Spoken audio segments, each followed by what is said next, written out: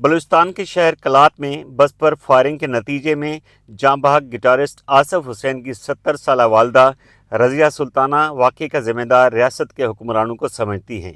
मुल्क में इंसाफ नहीं है, पता नहीं ये रियासत कैसे चल रही है।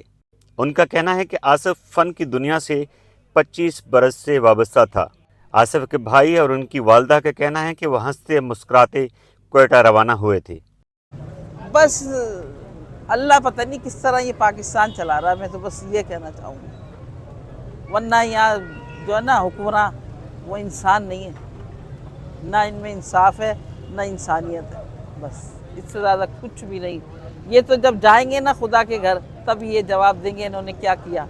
बैठे तो हैं ये कुर्सियों पे, लेकिन इनको इन कुर्सी का पता नहीं है कि इस कुर्सी के नीचे कितने कांटे हैं। ये हुकूमत की नाअहली है।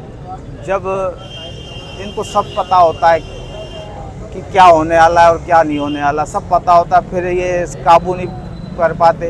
ऐसे आदमी आके और मार के चले जाते हैं, कैसे चले जाएंगे? इतने बड़े उस शहर में से आदमी निकल के चले जाते हैं, मार के इतने सारा को मार के चले गए। ये तो फिल्मी स्टाइल हो गया। और ऐसा कोई दोबारा कोई हादसा ना हो, दूसरों की ज़िंदगियाँ ख़राब ना हो। हमारे साथ तो जो गुजरनी थी गुजर गई, दूसरों के साथ ना हो। अन्याय हो गया, जो यकीन ना आने वाली बात। आप जब गाड़ी पे चढ़ रहा था तब उसकी वीडियो देखो, कितने खुशी से वो चढ़ रहा था। फिर 3 घंटे के बाद ये इत्तला आ गई कि गाड़ी पे फायरिंग हो गई। खुश मिजाज, ना किसी से झगड़ा ना किसी से लड़ाई आज तक नहीं देखी हमने। हर किसी से मिलजुल के रहना। छोटे 2 बच्चे हैं उसके।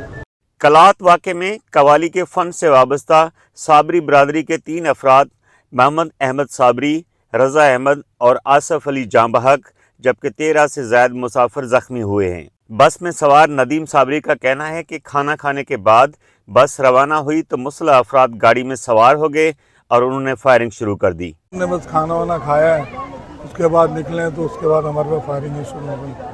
समझे ना कि मेरा एक भाई शहीद हुआ, एक भतीजा शहीद हुआ, समझे। अभी हमारे 5 बंदे जो हैं वो हॉस्पिटल में ही हैं। वहीं कुछ लोग सो रहे थे, कुछ बैठे हुए थे, अचानक बस आए, वो फायरिंग शुरू कर दी। मुतासरा खानदान का कहना है कि तमाम लोग एक शादी में शिरकत के लिए जा रहे थे। वहीं कवाली के महफल का भी इंतजाम था। कोयटा शहर में हमारी कवाली थी, शादी का प्रोग्राम था, तो मैं जाता आता रहता हूँ, पूरी दुनिया में जाता हूँ। अभी पिछले 2-3 महीने भी पहले मैं कोयटा में कवाली करके आया हूँ। सरीना होटल में हमारी रिहाइश थी, अभी भी वहीं रिहाइश थी। तो बस 6, साढ़े 6, 7 बजे इनको रवाना करा यहाँ से। और रवाना करने के बाद मैं घर में जाके सो गया था। मेरे सुबह के टिकट थे, मुझे सुबह निकलना था। और जब मैं दोपहर में उठा 3-4 बजे तो मेरे पास कॉल आई, हमारी 3-4 अफराद शहीद हो गए हैं, कुछ ज़ख्मी हैं और हम रोड पे पड़े हुए हैं सारे। वो रोड पे पड़े हुए थे सारे। तो समझ में नहीं आया कैसे हुआ ये वाक़या और कौन दुश्मन था हमारा। मेरे बड़े भाई हैं सगे, जिनका इंतकाल है, मोहम्मद अहमद, और उनका जो बेटा था रज़ा, वो शहीद हो गया। वो प्रोग्राम के लिए जा रहे थे तो वहाँ से कोयटा में आगे निकले तो उनकी गाड़ी पे फायरिंग हुई, जिसमें मेरा दामाद शहीद हुआ और दामाद के अब्बू। बड़ी बस्ती जो जाती है कोयटा, उसमें बैठे थे। दामाद हमारा सो रहा था और उनके वालिद जो मेरे समधी भी है, मामू भी है, वो आगे फ्रंट सीट पे बैठे हुए थे। उनको 6-7 गोलियां लगी, मेरे दामाद के सर में लगी, जो कि वो सो रहे थे, सोते के सोते ही रह गए। अब उनका एक बच्चा है 6 महीने का और एक बेवा जो कराची के इलाके पीर इलाही बख्श कॉलोनी में मरने वालों की नमाज जनाजा अदा की गई, जिसमें सियासी और समाजी शख्सियात समेत अहले मोहल्ला ने शिरकत की। इस मौके पर रुकन कौमी असम्बली डॉक्टर फारूक सत्तार ने वाइस स्पीकर से गुफ्तगू करते हुए कहा कि ऐसे वाक़यात मुल्क को कमज़ोर करने की साजिश है और इन वाक़यात के पीछे हिंदुस्तान की प्रॉक्सीज शामिल हैं। ये गरीब कहाँ इस्तेमाल हो जाता है जहाँ अगर उसे कोई पैसे ऑफ़र करता है।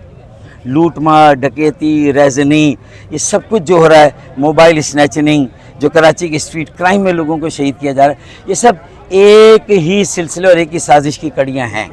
यहाँ पर एक ऐसी फसल नौजवानों की तैयार की जाए जो मुल्क दुश्मनों के हाथों में खेले, और यही मुल्क दुश्मन ये सारी कार्रवाइयाँ करा रहे हैं। इस करना बलूचिस्तान में भी इंतशार फैलाकर, आपस में मुख्तलिफ तबकों में नफ़रत फैलाकर, ये देखे बलूचिस्तान के हुकूक کے لیے لڑنا, سیاسی جنگ کرنا, سیاسی جدوجہد کرنا, پرامن جدوجہد کرنا, پرامن احتجاج کرنا, کسی بھی لیول کا ایم کیو ایم پاکستان اپنے بلوچستان کے لوگوں کے ساتھ, وہاں کے قوم پرستوں کے ساتھ, وہاں کی بیٹیوں, وہاں کے بیٹوں کے ساتھ ہے. یہ ہندوستان کی پراکسیز ہیں, یہ ان کا طے ہے. کہنا تھا کہ کراچی سمیت بلوچستان کے حالات ایک دوسرے سے جڑے ہوئے ہیں. اہل خانہ کا کہنا ہے کہ حکومت ایسے اقدامات کرے جو آئندہ اس طرح کے واقعات پیش نہ آئیں. شوکت کورائی, voicepk.net, کراچی. آپ کی خبر آپ کی آواز voicepk.net